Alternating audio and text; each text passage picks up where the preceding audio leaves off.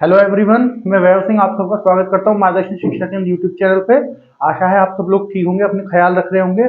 और जो एग्जाम चल रहे हैं जैसे जीडी के, उनको जो आपका एग्जाम हो तो उसके लिए आपको ऑल द बेस्ट और हैप्पी लोहड़ी। आपको लोहड़ी को भी बहुत बहुत सारी शुभकामनाएं। आज लोहड़ी है तो अब अपनी तबीयत का ख्याल रखिए। और बहुत सारी वैकेंसीज आने वाली हैं 2023 में, क्योंकि 2024 में इलेक्शन है। तो अपनी तैयारी को अच्छे से अच्छा कर लीजिए, पूरी मेहनत करिए, ताकि आप जो 2023 की वैकेंसी है इसमें अपना नंबर लिस्ट में देख सके। ठीक है, कोई ना कोई जॉब आपके हाथ में हो 2023 खत्म होने तक। ठीक है, तो ये जो वीडियो है, ये वीडियो है आपकी जो इवनिंग करंट अपडेट्स की वीडियो होती है ना, वो वाली वीडियो है। तो आज की जो इवनिंग करंट अपडेट्स है उसकी वीडियो है। आज हम लाइव इसलिए नहीं बना रहे हैं क्योंकि लाइव में जो है नेट की थोड़ी दिक्कत चल रही है, उसकी वजह से परेशानी होती है, वीडियो ठीक से बन नहीं पा रही है। तो इस वजह से हमने सोचा है कि हम इसको रिकॉर्ड करके डाला करेंगे शाम को 8 बजे और सुबह की 8 बजे वाली को 8 बजे ही। ठीक है, लेकिन रिकॉर्डेड डाला करेंगे, लाइव नहीं डालेंगे जब तक नेट की परेशानी खत्म नहीं होती। 1-2 हफ्ते में नेट की परेशानी खत्म हो जाएगी, उसके बाद फिर हम लाइव लेके आना शुरू कर देंगे हमारी सारी क्लासेस। फिर उसके बाद सारी क्लासेस हमारी जो लाइव आया करेंगी, चाहे वो मैथ की हो, रीजनिंग की हो, ये जो वर्ल्ड ऑर्गेनाइजेशन वाली चल रही है, या और जो नई क्लास मैथ वगैरह की शुरू होंगी, आज के इतिहास की जो चल रही है, सब कुछ उसके बाद लाइव आया करेगी। ठीक है, तो ये जो वीडियो है इसमें हम 13 जनवरी, जो आपकी आज की डेट है 13 जनवरी 2023, इसके इवनिंग अपडेट की बात करेंगे। जो इवनिंग करंट अपडेट्स हैं, करंट अफेयर्स है, उनकी बात करेंगे। मॉर्निंग की जो है वो हमने लाइव की थी, जो हम ऑलरेडी कर चुके हैं। अब हम इवनिंग अपडेट्स की बात करेंगे। ठीक है ना, इनको हम 2 हिस्सों में करते हैं, मतलब एक दिन में 2 बार ये अपडेट्स की वीडियो आती है करंट अपडेट्स की।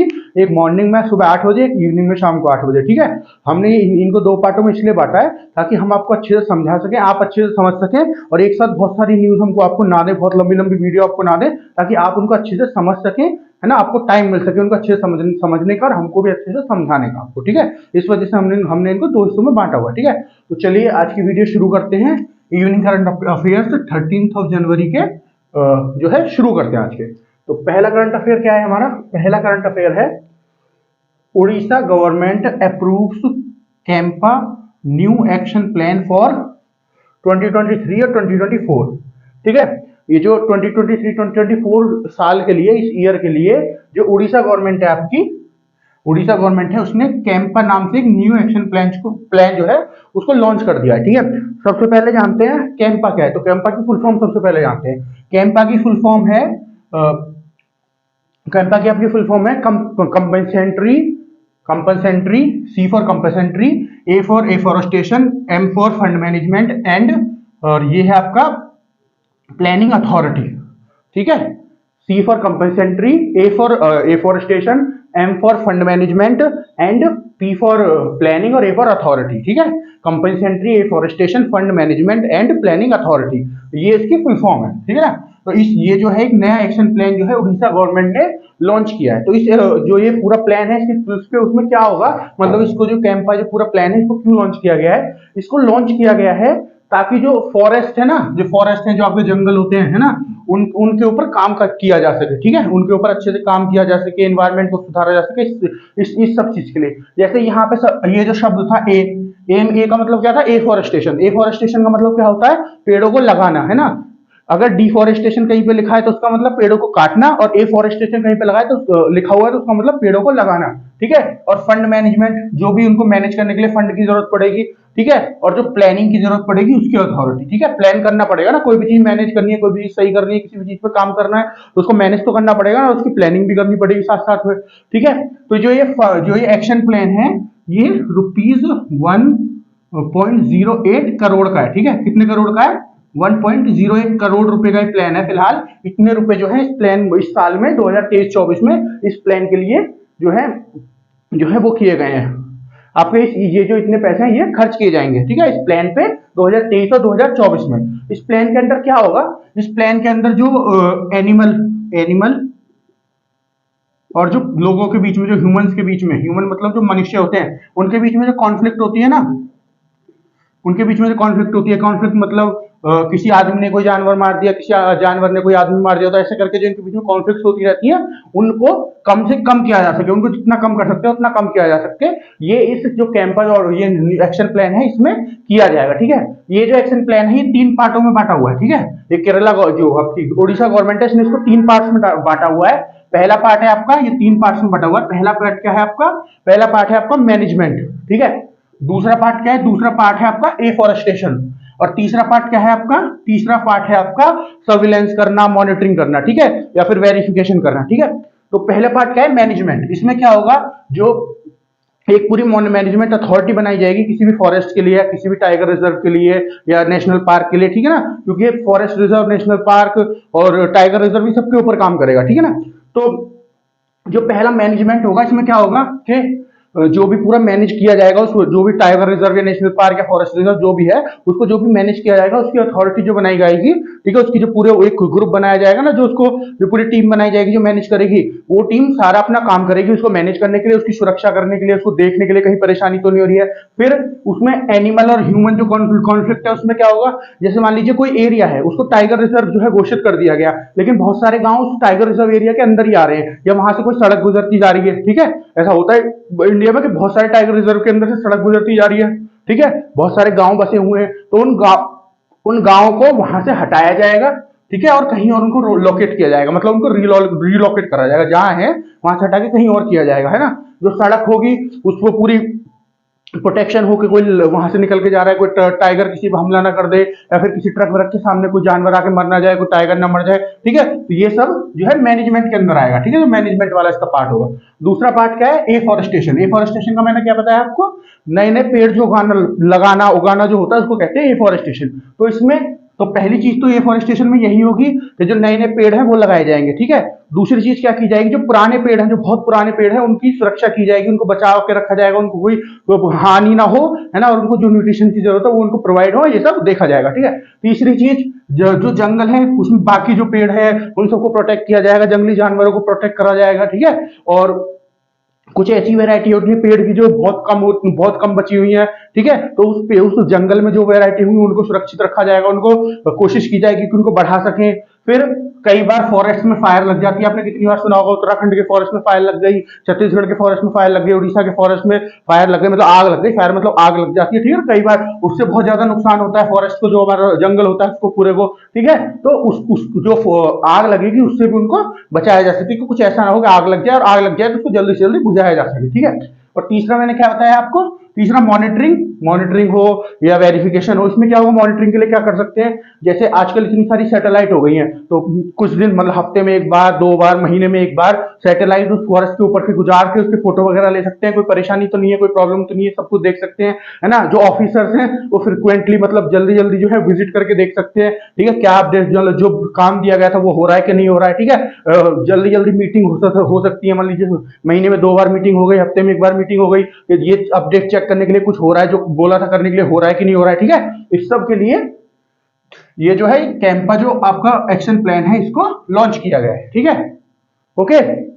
तो ये इसके 3 पार्ट हैं। कैंपा जो आपका ये एक्शन प्लान है किसने लॉन्च किया है, उड़ीसा गवर्नमेंट ने। कैंपा की फुल फॉर्म क्या है, कैंपा की फुल फॉर्म है आपकी, कैंपा की फुल फॉर्म है कैंपा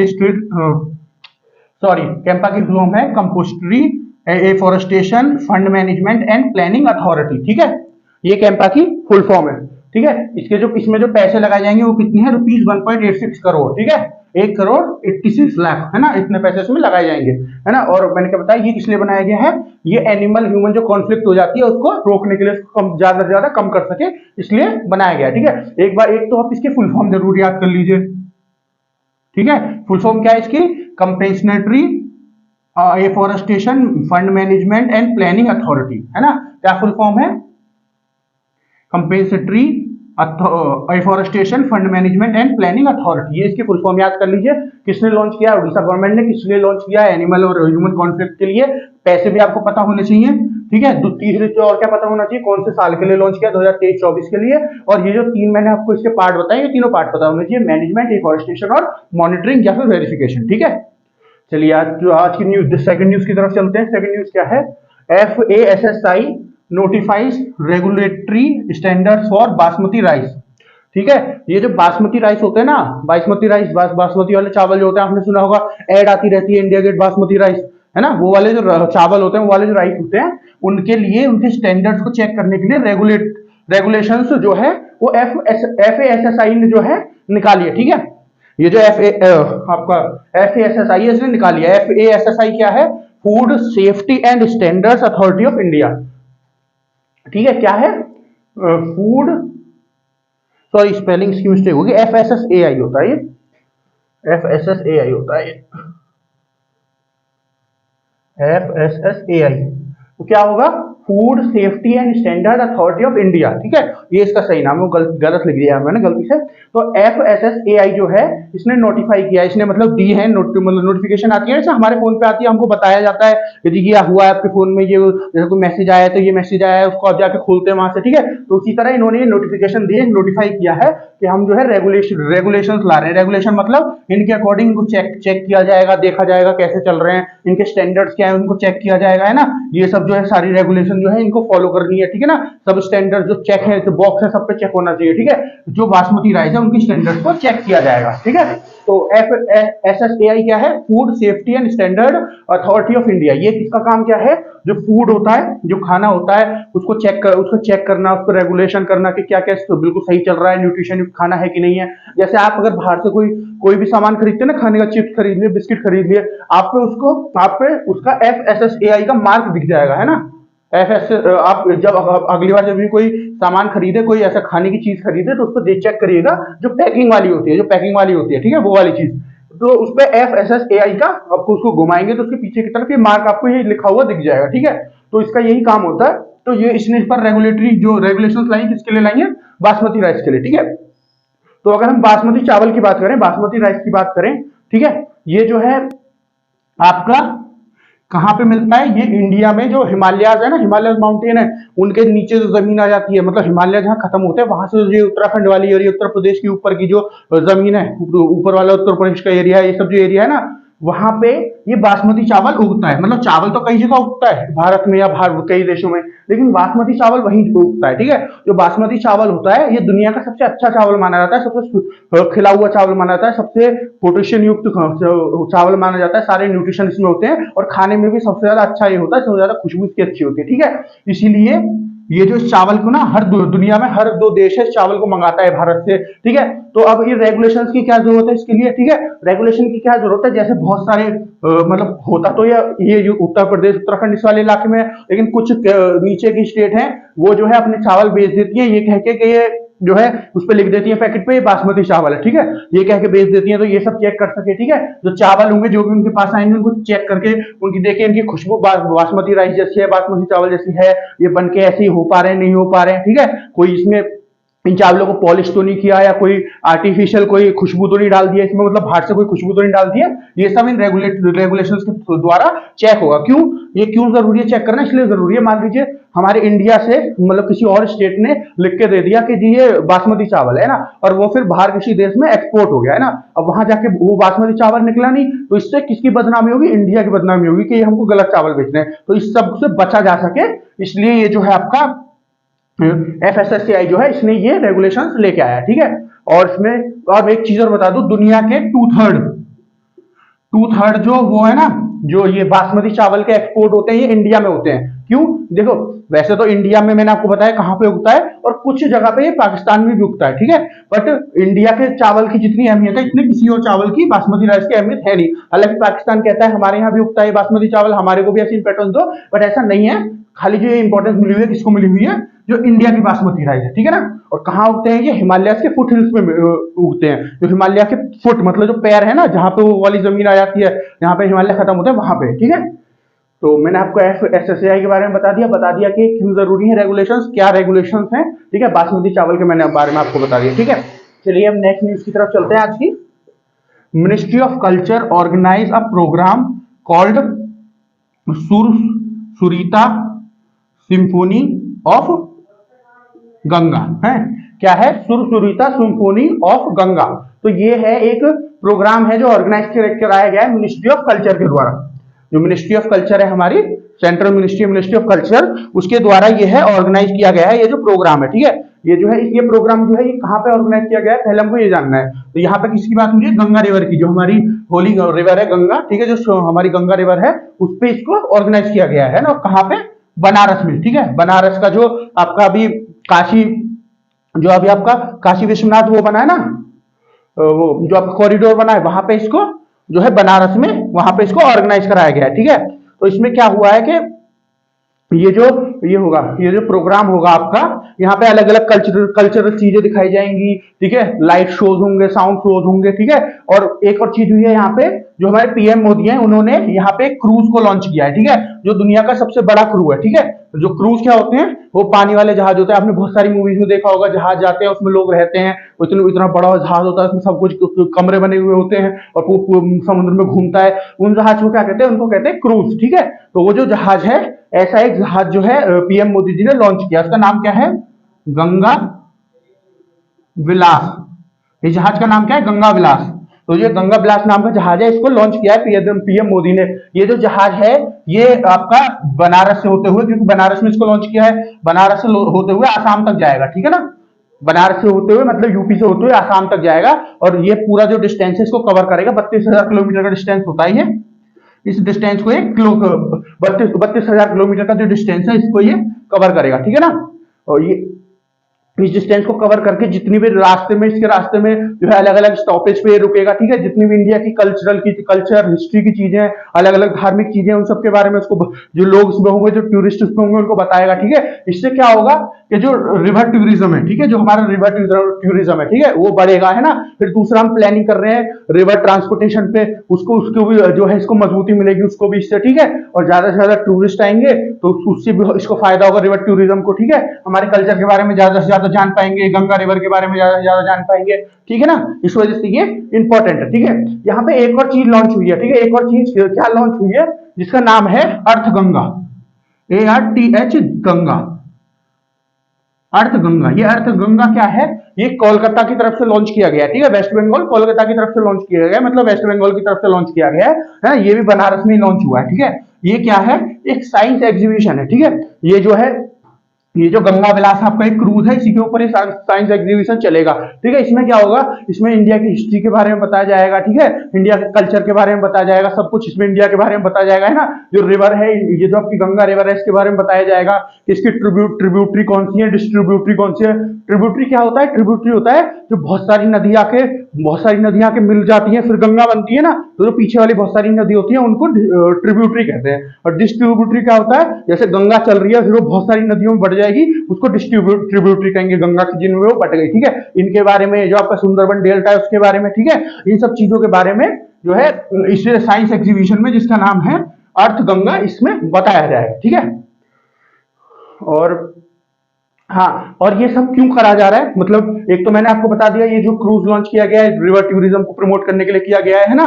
दूसरा क्या है, दूसरा अवेयरनेस फैलाने के लिए, जो इंडिया के लोग हैं या बाहर से कोई आता है उनमें अवेयरनेस फैलाने के लिए। किस चीज की अवेयरनेस, कि जैसे गंगा नदी है उसको सफाई करने का काम इतने दिनों से चल रहा है, लेकिन अभी तक वो सफाई नहीं हो पाई, इसमें गंदगी लोग भर रहे हैं, मतलब गंदी कर रहे हैं गंगा नदी को, या किसी और नदी को गंदी कर रहे हैं। तो अवेयरनेस फैलाने के लिए गंगा नदी के लिए, इसको आप गंदी ना करिए, इसको हम बहुत तरीके से यूज कर सकते हैं अच्छे अच्छे चीजों में, अगर आप उसको गंदी ना करें तो इसके लिए अवेयरनेस फैलाने के लिए, है ना, लोगों को बताने के लिए कि आपको इसको नहीं करना है गंदा, ठीक है।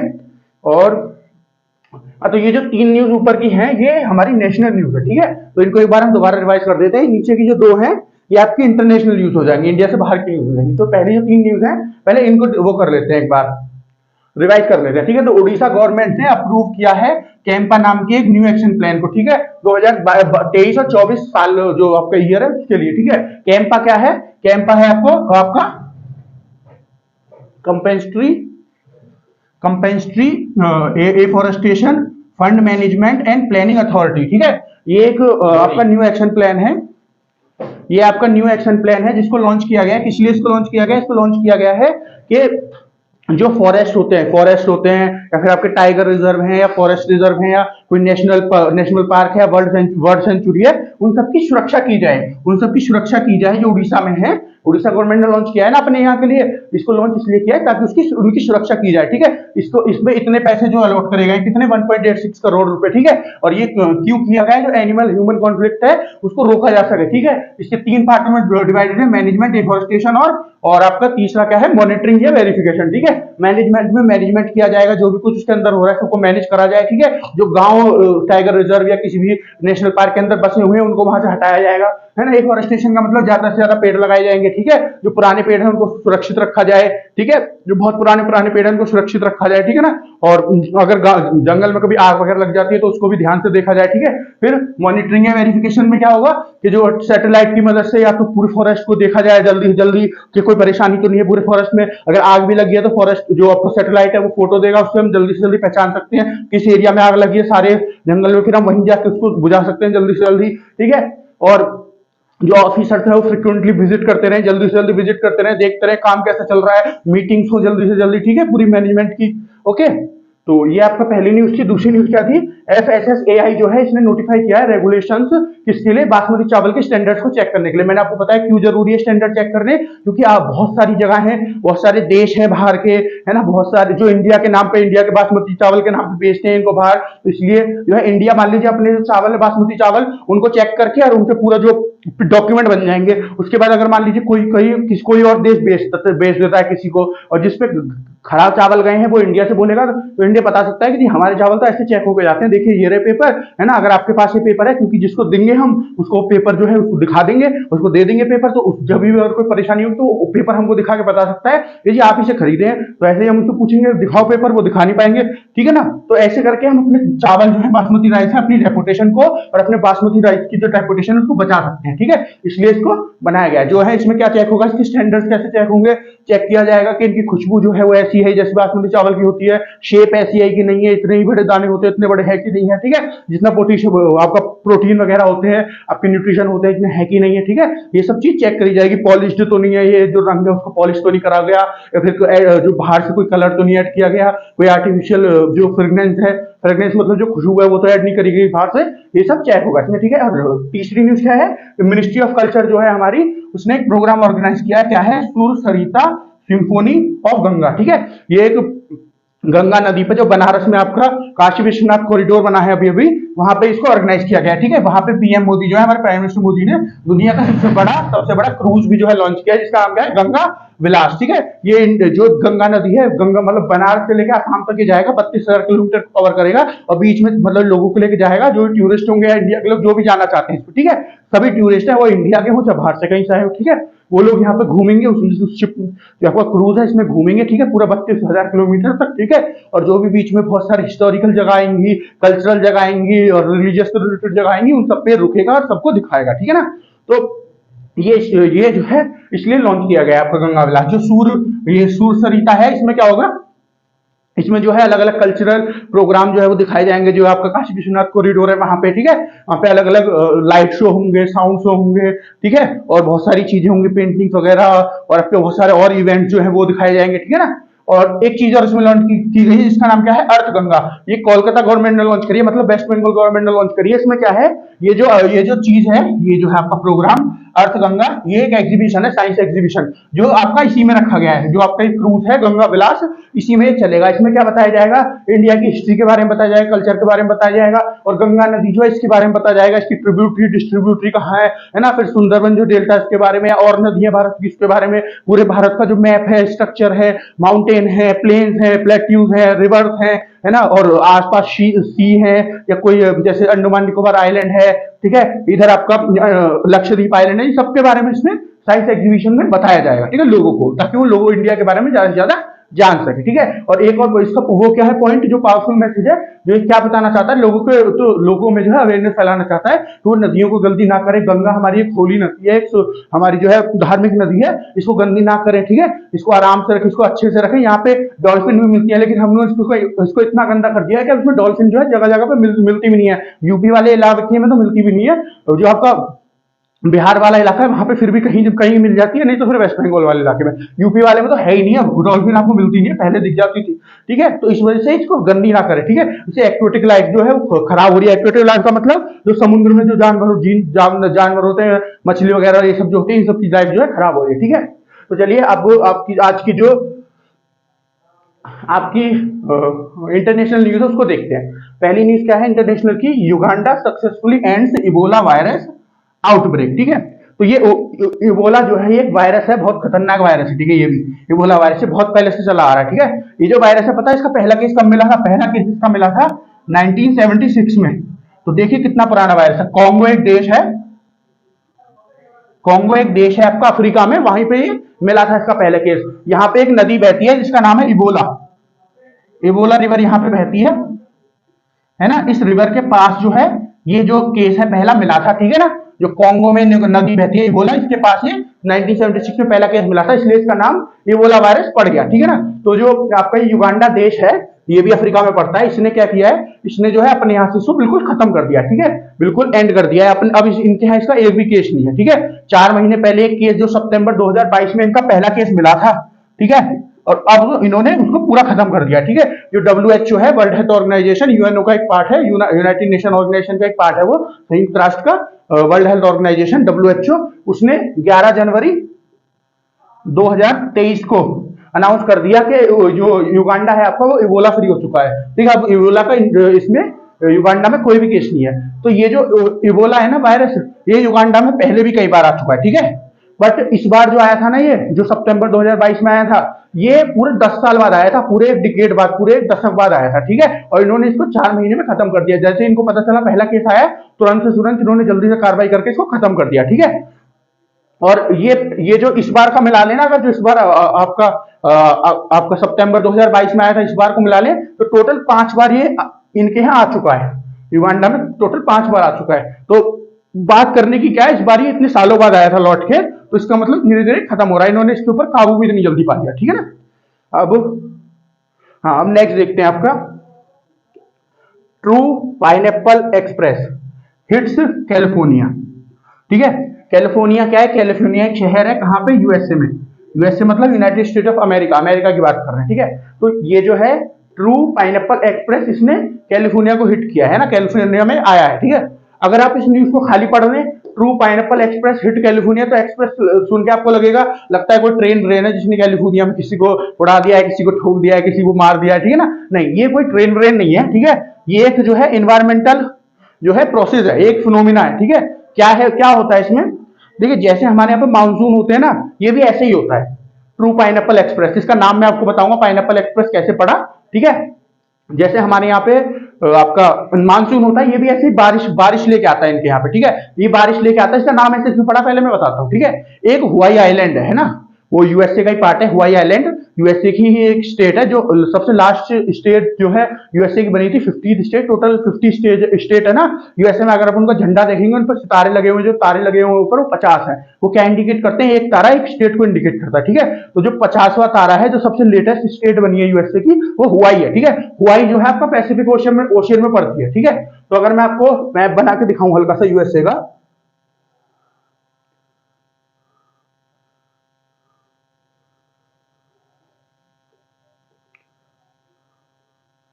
ठीक है, ये समझ लीजिए, ये ऊपर वाला तो कनाडा है ना। ये वाला हिस्सा है, ये आपका वो है अटलांट, इसका नाम क्या था इस वाले हिस्से का? ये वाला जो हिस्सा मैं भी आपको बताता हूँ याद करके, मुझे याद नहीं आ रहा, लेकिन ये यूएसए का ही पार्ट है, ठीक है।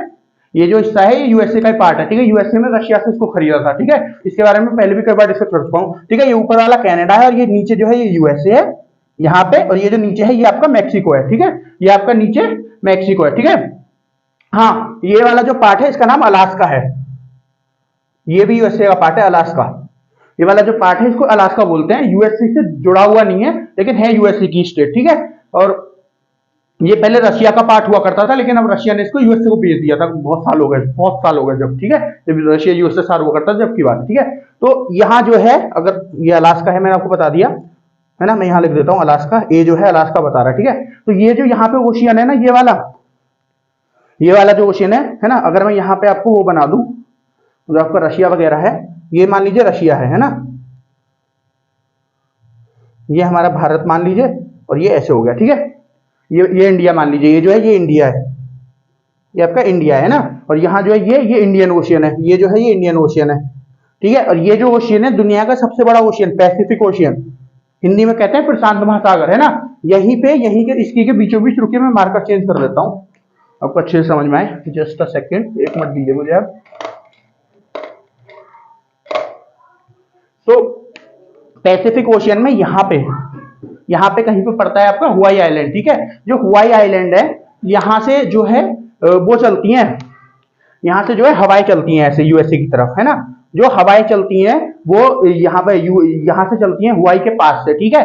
और ये एक आइलैंड है, ये एक द्वीप है, ठीक है। ये एक द्वीप है, इसलिए इसको पाइनएप्पल द्वीप बोला, पाइनएप्पल एक्सप्रेस बोला गया, क्योंकि इस जो ये आइलैंड है, ये जो द्वीप है, यहाँ पे बहुत ज्यादा पाइनएप्पल के अनानास, बहुत ज्यादा अनानास मिलते हैं यहाँ पे, इसलिए इसको, क्योंकि यहाँ से चलता है आपका हुआई जो आइलैंड है, ये जो द्वीप है, यहाँ से चलती है ये जो हवा चलती है, इस वजह से इसको पाइनएप्पल एक्सप्रेस बोला गया, ठीक है। तो ये जो हवा चल रही है, जो मैंने ये ब्लू मार्कर से मार्क की है ना, ये हवा समुद्र, ये जो समुद्र है आपका पैसिफिक, यहाँ से पानी उठाती है और पानी उठा के फिर यहाँ जाके जो है बारिश करती है। ये जो वाला जो इलाका है यूएस का, इसको वेस्ट कोस्ट बोलते हैं। इधर वाला ईस्ट कोस्ट हो गया, ठीक है, इधर वाला पूर्वी कोस्ट हो गया, इधर वाला पश्चिमी कोस्ट हो गया। पश्चिमी मतलब आपका वेस्ट कोस्ट, वेस्ट है ना, पश्चिम मतलब वेस्ट होता है ना, तो ये जो पश्चिमी कोस्ट जो है, वेस्ट कोस्ट जो है, यहाँ पे जाके ये जो भी हवा चल रही है बारिश करती है, ठीक है। तो जब ये बारिश, मान लीजिए इनके लिए बहुत जरूरी होती है ये बारिश, जैसे हमारे लिए मानसून बहुत जरूरी है ना, ऐसे इनके लिए भी ये बारिश बहुत जरूरी होती है। लेकिन कई बार ऐसे होता है कि मानसून जो है कई बार तो बहुत कम आता है ना, और कई बार बहुत इतनी ज्यादा अमाउंट में आ जाता है कि इतनी बारिश होती है कि बाढ़ आ जाती है हमारे यहाँ पे, ठीक है। अभी थोड़े दिन पहले पाकिस्तान में बाढ़ आ गई थी, इतना सारा पानी बरसा था वहां पे, इतनी सारी बारिश हुई थी, है ना, आ गई थी ना पाकिस्तान में बाढ़। ऐसे कई इंडिया में भी कई इलाकों में बाढ़ आती रहती है, केरला वगैरह या ऊपर कई सारे इलाकों में बाढ़ आती रहती है इंडिया में भी मानसून की वजह से, है ना। तो ये एक दो-धारी तलवार की तरह होता है, जैसे मानसून है हमारा, है ना। दो-धारी तलवार मतलब अच्छा भी हो सकता है, जब हमको, मतलब अच्छा तो होता ही है, क्योंकि हमारे फसलों वगैरह को और पानी वगैरह के लिए सबकी जरूरत पड़ती है मानसून की, जो बारिश पड़ती है उसमें। लेकिन अगर बहुत ज्यादा ह्यूज अमाउंट में, बहुत सारी मात्रा में आ जाए तो हमको नुकसान ही पहुंचाती है, बाढ़ वगैरह आ जाती है और फसलें भी नष्ट हो जाती है इससे। इसी तरह ये होता है, ये पाइनएप्पल एक्सप्रेस जो है ना, ये भी जब ठीक तरीके से आता है तो ये जो आपकी वेस्ट कोस्ट है, इसको बहुत ज्यादा फायदा पहुंचाता है। इनका जो 30 से 40% तक पानी होता है ना, वो ये जो पाइनएप्पल एक्सप्रेस है, इसी के थ्रू आता है हर साल, है ना। हर साल पड़ता है ना, जैसे मानसून हमारा हर साल आता है, ऐसे ये भी आता है। लेकिन जब ये बहुत ज्यादा अमाउंट में, बहुत ज्यादा मात्रा में आ जाता है ना, जब ये बहुत ज्यादा मात्रा में आ जाता है, दिक्कत वहां आ जाती है, ठीक है। वहां फिर ये जो है यहाँ पे बाढ़ आने लगती है। तो इस बार जो बाढ़ आ रही है वो कैलिफोर्निया एक जगह है यहाँ पे यूएसए में, यही वेस्ट कोस्ट पे पड़ता है कैलिफोर्निया, यहाँ पे आ रही है बहुत ज्यादा बाढ़, ठीक है। तो उसके लिए बोला गया है, जो आपका ये एक्सप्रेस है, पाइनएप्पल एक्सप्रेस जो है, उसने कैलिफोर्निया को हिट किया है, क्योंकि यहाँ पे बहुत ज्यादा बारिश पड़ रही है और बारिश की वजह से यहाँ बाढ़ जैसे आशंका बने हुए हैं। जो कैलिफोर्निया है उसका, वहां पे ये जो वेस्ट कोस्ट है आपका, यहाँ पे। तो आशा है आपको ये जो ट्रू पाइनएप्पल एक्सप्रेस है आपको समझ में आया होगा, ठीक है। तो फ्रेंड्स एक बार आप पूरा ये देख लीजिए बोर्ड, आप चाहें तो इसका स्क्रीनशॉट भी ले सकते हैं ना। और मैं तो आपको सजेस्ट करूंगा कि आप इनको कॉपी में अपनी लैंग्वेज में लिखें, क्योंकि यहाँ पे मैंने आपको समझा तो दिया है, लेकिन थोड़ा बहुत ज्यादा इधर उधर हो गया है तो आपको शायद समझ में ना आए, है ना। तो आप अपने नोट्स में, आपने जो नोट्स में लिखा होगा, अपनी लैंग्वेज में लिखा होगा, वो आपको हमेशा समझ में आएगा। चाहे आप कॉपी पेन पे लिखिए, मतलब पेन से कॉपी में लिखिए, या फिर नोटपैड पे लैपटॉप में लिखिए, नोटपैड में, ठीक है। जो भी होगा उसमें आपको जल्दी समझ में आएगा, आप रिवाइज कर पाओगे, क्योंकि वो आपकी लैंग्वेज में लिखा होगा। बाकी फिर भी समझ में कुछ नहीं आता तो ये वीडियो मार्गदर्शन शिक्षा केंद्र पे हमेशा पड़ी रहेगी। जो मार्गदर्शन शिक्षा केंद्र हमारा YouTube चैनल है, उस पर हमेशा पड़ी रहेगी, ठीक है। तो जो आप जो है कोशिश करिए आप अपने नोट्स बना सके, और आपको कुछ समझ में नहीं आता है तो आप ये वीडियो कभी भी देख सकते हैं, ठीक है। और अगर आपको अभी भी फिलहाल कुछ समझ में नहीं आया है तो आप सीधे कमेंट करिए, ठीक है। एक बार नहीं आया, 2 बार नहीं आया, 3 बार नहीं आया, जितनी बार नहीं आया उतनी बार कमेंट करिए, बिना किसी झिझक के। हम आपको यहाँ बताने के लिए खड़े हुए हैं, जहां भी प्रॉब्लम हो। इसी वीडियो में नहीं, किसी और वीडियो में भी कोई प्रॉब्लम है, मैथ की वीडियो, रीजनिंग की वीडियो, आज का इतिहास की वीडियो, है ना, या ये वाली वीडियो, या जो आपकी वर्ल्ड ऑर्गेनाइजेशन वाली वीडियो बननी है, उनमें कोई प्रॉब्लम है, ठीक है, या आगे भी कोई प्रॉब्लम है, तो आप सीधा कमेंट करिए। हम आपको जो भी सब्जेक्ट की नेक्स्ट वीडियो होगी उसमें उसको सबसे पहले उसी को एक्सप्लेन किया जाएगा, उसके बाद आगे बढ़ा जाएगा, ठीक है ना। तो फ्रेंड्स आज के लिए इतना ही। हमारा जो चैनल है उसको सब्सक्राइब करिए, हमारी वीडियोस को लाइक करिए, ज्यादा से ज्यादा शेयर करिए, अपनी फ्रेंड्स को शेयर करिए जो भी कंपटीशन की तैयारी कर रहे हैं, फ्रेंड्स या रिलेटिव, ठीक है। और ताकि, क्योंकि ये जो करंट अफेयर है ये एग्जाम के लिए तो बहुत जरूरी होते ही है, ठीक है। लेकिन दूसरी चीज आपको डेली लाइफ में भी इनके बारे में पता होना चाहिए, ठीक है। आप कहीं पर कन्वर्सेशन में किसी के साथ बैठे हो तो आप इन सब के बारे में डिस्कस कर सकते हो, ठीक है। ये बहुत अच्छी रहती है कन्वर्सेशन के लिए, ठीक है, आइस ब्रेकिंग के लिए। आइस ब्रेकिंग मतलब शुरुआत करने के लिए, ठीक है, बहुत अच्छी रहती है। अगर आप इनसे शुरुआत करो तो आपको लोगों को भी लगेगा कितना इंटेलिजेंट आदमी है, सब कुछ जानता है, ठीक है, कितना इंटेलिजेंट बच्चा है। तो आज के लिए इतना ही, धन्यवाद।